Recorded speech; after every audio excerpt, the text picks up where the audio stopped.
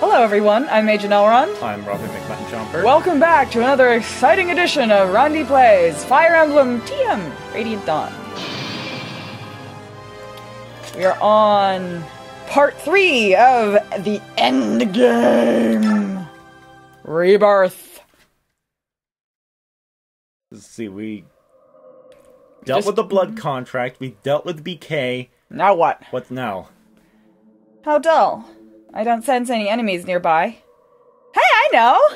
Would y'all like to hear me tell you a story as we climb? Stories make everything better!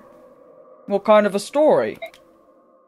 One from long, long ago, before the grandparents of anyone here were born. In the very beginning of this world, there was only water, until one day a girl appeared. Poof! Just like that. The girl was very clever, and she forged the first land, probably out of her spit.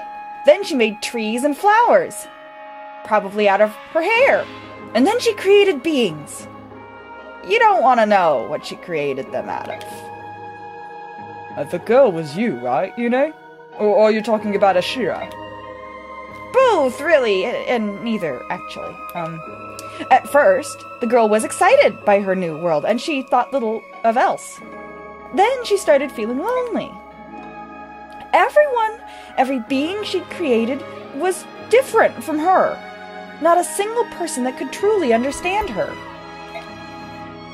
All alone, she grew sadder and sadder, crying for thousands of years. Or one very bad weekend. Then, some creatures began to grow and change, becoming more clever and sophisticated. They tried to comfort the girl and eventually grew closer to her. That was the birth of the Zunanma. They were your ancestors. Bjork, Laguz, everyone. They look like furries. They do. Everyone on Delius is descended from furries! I like this game. In Benyon, we are taught that the Zunanma were human, Bjork ancestors. It makes me wonder what else in my country has been warped beyond recognition.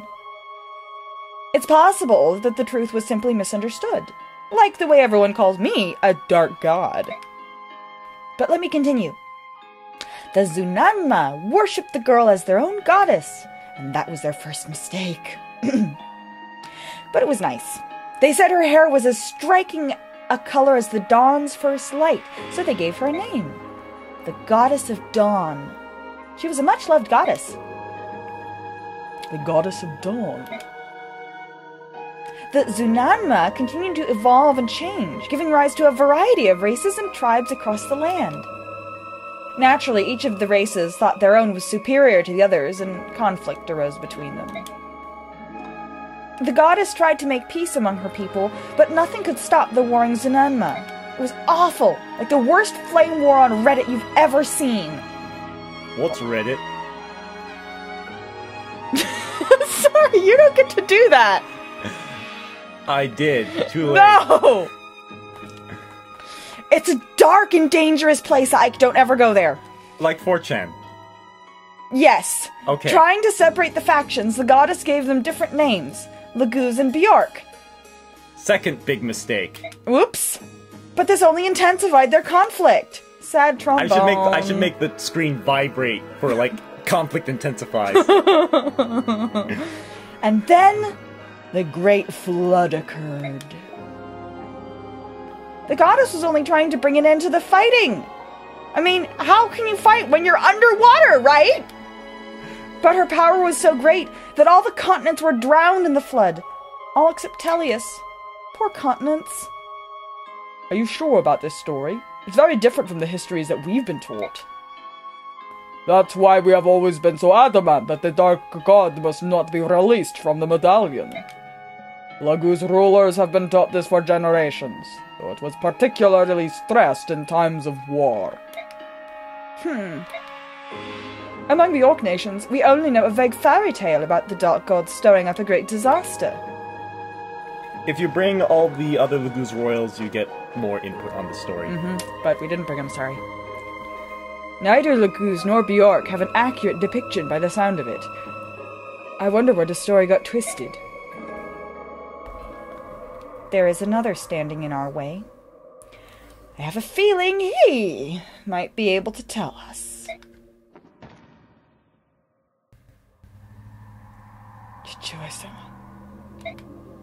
Huh? My father. Just beyond these doors. My father is waiting. Digintia, King of Guldoa. He's supposed to be one of the three who defeated the Dark Yune. He has been blessed by Ashira. Not only that, but it's a powerful, resilient blessing from long ago. He may be nearly impossible to defeat. Let's get everyone together. There's no better time than now. What are you planning, Yune? I was hoping to avoid this until we reached Ashira. Actually, I hope not to have to do it at all. But she's left me with no choice. I will give you the blessings of Yune, goddess of chaos and freedom. In their natural state, the attacks of mortal creatures have no effect on divine beings. Even though we're not divine, or base, we're just are. Anyway, when Ashira set out to defeat me, she gathered her strongest warriors and bestowed on them some of her power. This is called the goddess's blessing. She empowered the dual swords of the Bjork swordswoman, Altina. The Laguz warrior, Son, and Digintia, the leader of the dragon tribe, were also blessed. I failed then. But this time will be different. I'll use Ashira's own tricks, and I won't be defeated. Everyone, take some time now to ready yourselves. Bjork, be sure to equip your best weapons. I'll begin when everyone's ready. Okay, then! Let's look at some info.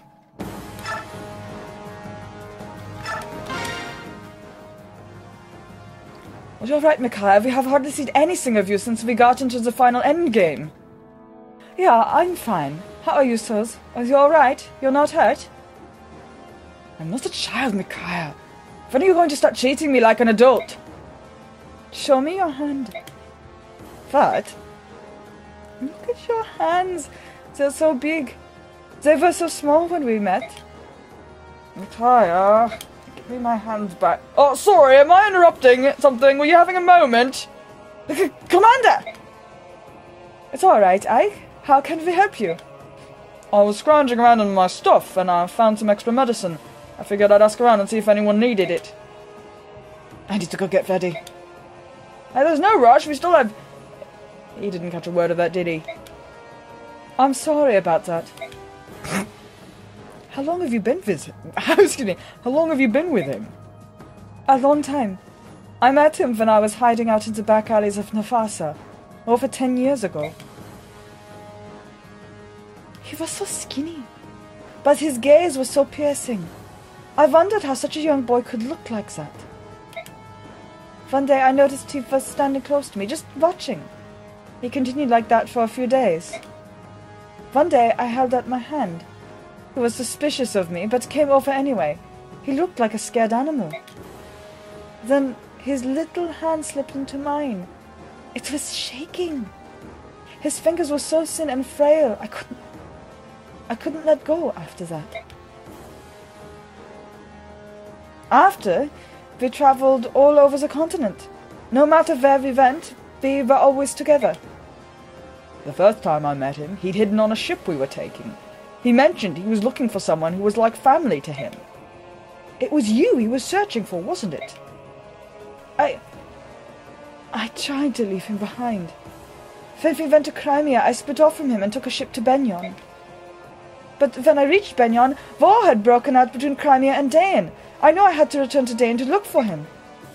Couldn't find him, so I went to Crimea. But I still couldn't find him. We found each other again after the war, in Dain, in the back alleys of Novasa, where we first met. You took routes opposite to each other. When I told him why I disappeared, he got so angry. I'd never seen him get so emotional before. I can't say I blame him. I'd be pretty furious if I heard someone that I loved was wandering around two countries at war. Besides, I'm sure he'd hidden his feelings about being abandoned until he saw you again. I thought I was reaching the limit of how long I could stay with him. He grew each and every day, but I remained the same. I didn't want him to be harmed by the curse I lived with. Can you imagine how hard that would have been on him? You mean the blood of the Lagoos? Yeah, Sauron's told me all about it. So you knew. Did you find out from the boy who's always beside you? His name is Sauron, okay? And he's more than just a boy, he's my... Alright. Anyway, that's getting a bit heavy. Yes, yeah, Sauron, yep. I guess you both know how to recognize people with a similar nature. Yeah, he and I are both branded. Don't use that word. You and Sauron are both people. Just like me and everyone else. People? You're just like Yune. You call both Lagoos and Bjorks people. Why should I care about the colour of your hair, eyes and skin, or your ears, or wings, or tail? No matter how long you live or what powers you possess, we're really the same. At the end of the day, we're all people. Soz talks that way too. His time with you changed him. Thank you, Ike. I've made up my mind. About what? I didn't realize we were doing anything but talking. I thought I might travel to a far-off place after this was all over. But I won't. I'll go back to Dayan. No matter what happens, I'll have Soz by my side. I have nothing to fear as long as he's with me.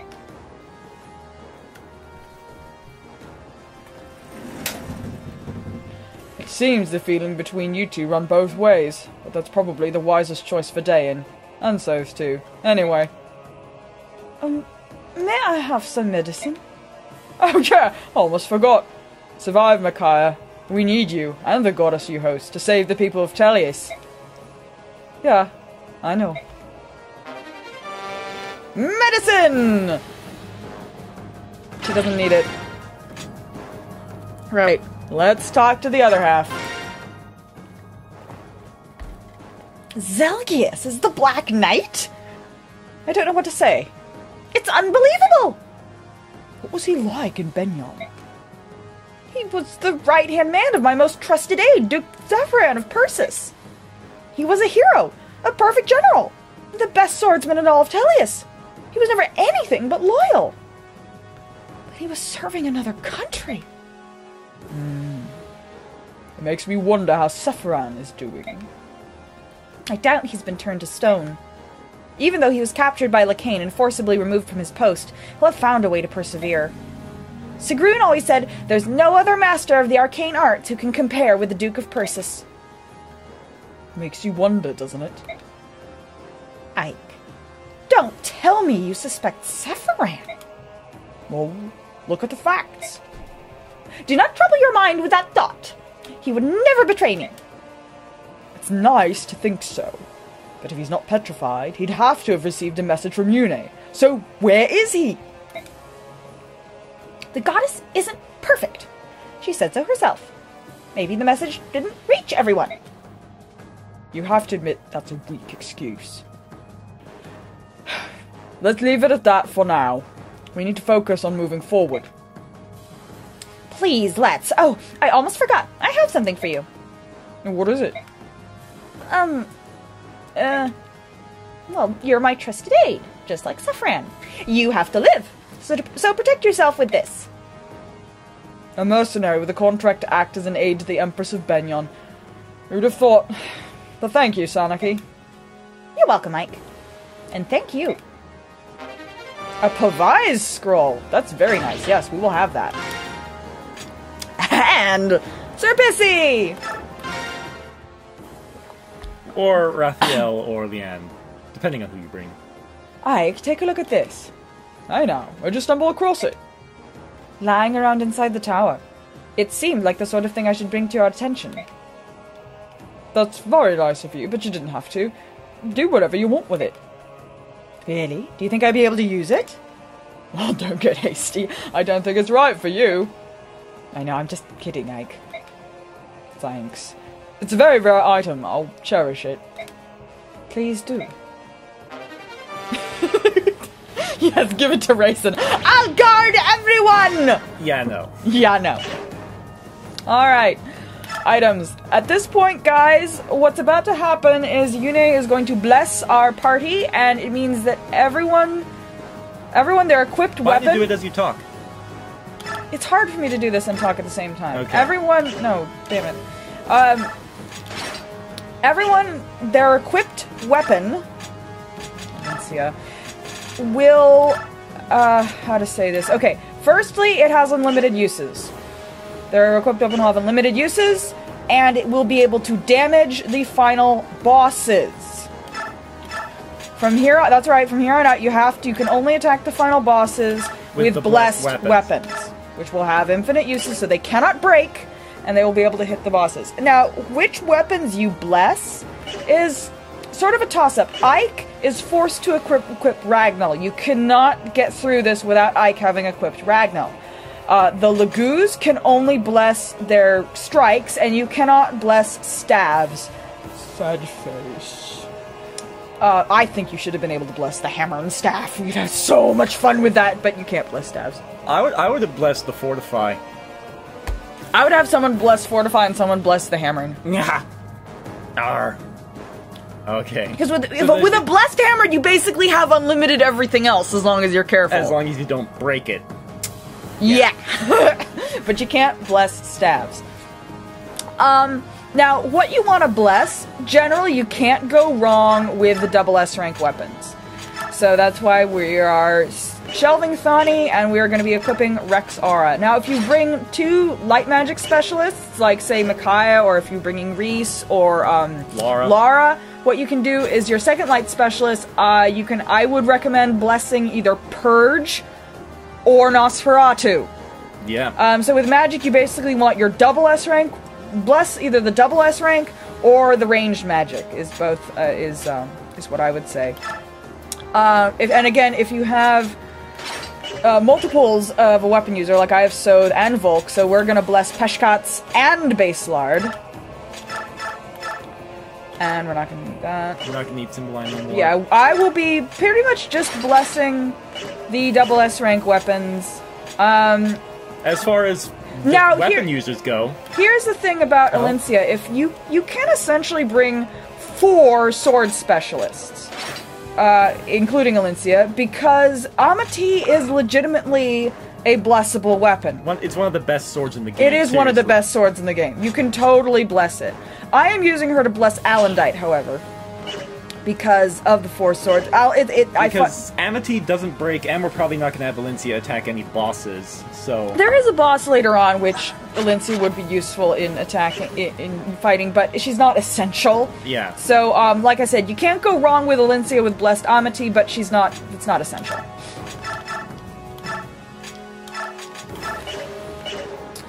No question about it, have Ilyana bless Rexbolt. She is the only person who can do that.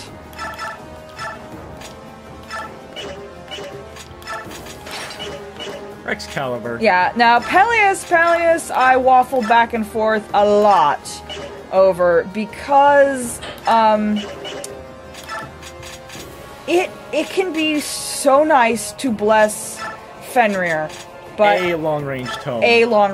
It can be so nice to do it, but I have decided that I would rather bless Balberith because I think overall that's going to be more useful, and I am going to have the hammer and stuff, so we're going to get a lot of uses out of that one Fenrir tome. But, like, this is just my personal choice. I think if I played through it again, I'd probably try blessing Fenrir to see how that went. No question at all, I'm blessing the Wishblade, although with the regular fighters, it is kind of a toss-up if you want to bless the double S rank or the Brave weapon, because Brave weapons are also... pretty much the next best after the double S's. For blessing. Mm-hmm. Just because you do find enemies where... Brave weapons just pump out a lot of damage. Yeah, they do, and they give you lots of opportunities to activate your mastery skill. Seriously, anyone who's played this game knows that getting the crucial 4 points of speed is a game changer. Massive game changer. Extra hits will do a lot more for damage output than higher strength. So, yeah. That's why brave weapons are so badass. Yeah, and it's something that you can do. I mean, one of the most famous playthroughs, probably Omega's playthrough when this game first came out, he brought Jill and Har on the end game and blessed Irvon and the Brave Axe, and it worked out.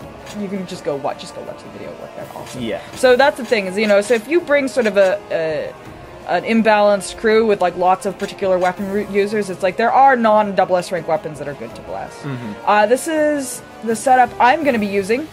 I have Ike bless Ragnall because he's required to do that. I'm going to get rid of this and this. I need that. He's holding onto the Tempest Blade. Micaiah's going to be blessing Rexara. She's also going to be carrying the Matrona. Well, I'm probably not going to use it, but it's good to have it on the field. So there's going to be blessing Peshkats. So it's probably not going to be doing very much fighting after this. He's just blessing Peshkat so he can give it to Volk. Sleep and rescue. Yeah, hold on to that.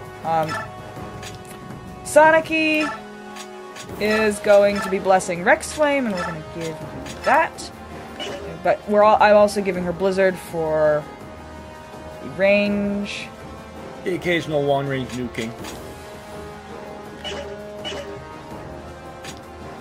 Soren and Nosferatu is for a few particular points. Soren is going to be blessing Rexcalibur, and then I've got his super long range.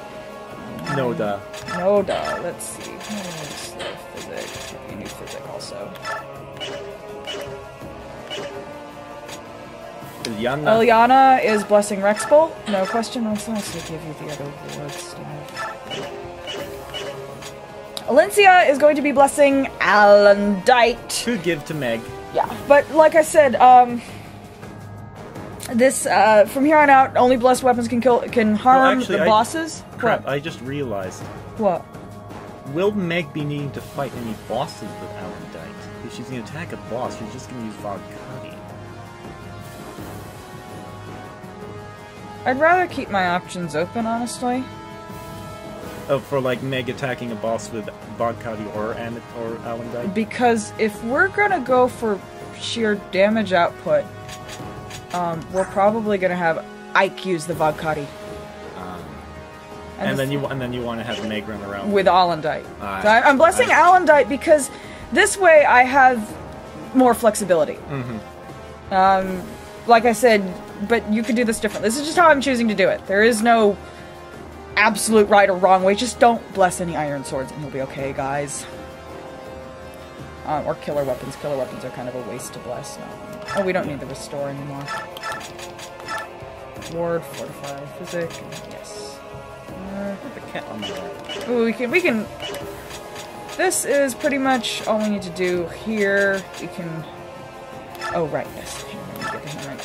Sorry, I'm just messing around here, and we don't need L-Light anymore.